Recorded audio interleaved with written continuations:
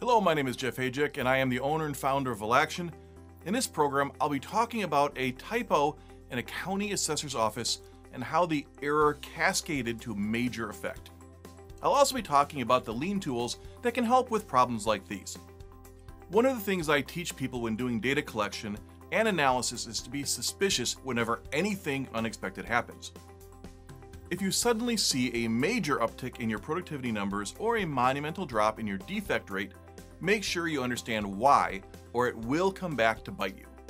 Here's a case in point. Wasatch County in Utah recently held an emergency council meeting to deal with a budget shortfall. Now, this is not an ordinary meeting. The shortfall was due to a typo. Let me explain. The property tax rate is variable there. The intent is to create stability in government budgets, and this is good in theory. They don't want public services, for example, to be dependent upon how well housing prices are holding up, and good fiscal practice says don't just spend more money because more is available. So the rates adjust to dial in on the projected budget. And this works great until someone drops their phone on a keyboard while entering a property value. At least that's the working theory about why a home that was valued at $302,000 suddenly became worth about $1 billion, more precisely $987 million and change. So the result was that with a windfall in property values, the home was taxed much higher, something to the order of $4.4 million if I interpret the story correctly. What that means is that all the other homeowners got a collective $4.4 million discount on their taxes. Their tax bills were sent out and paid, well, except for the big one.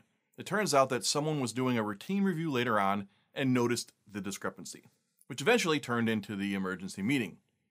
Now, there's not going to be enough money coming in to pay the bills. There's going to be a lot of belt tightening and canceling of projects for the near future. In the end, it looks like they're going to spread out the shortfall over the next 3 years in increased property taxes. It looks like eventually the cost will be about the same to the homeowners, but it could create hardship if people saw the money as a bonus and spent it. So what is the lean lesson here? First of all, poke a yoke. Do everything you can to make your processes bulletproof. It will be hard to do that for every process, but if you are the county assessor, assessments are what you do, and this kind of error just can't happen.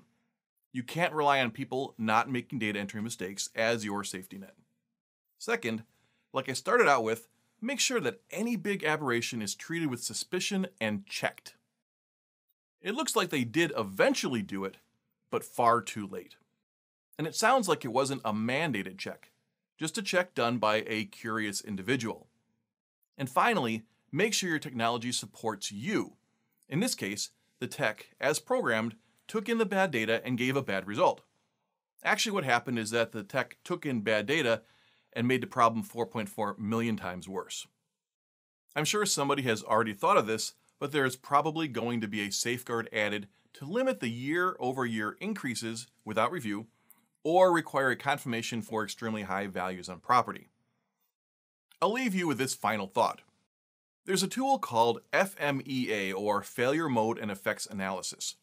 Engineers use it on product designs to force them to think about the ways something can break.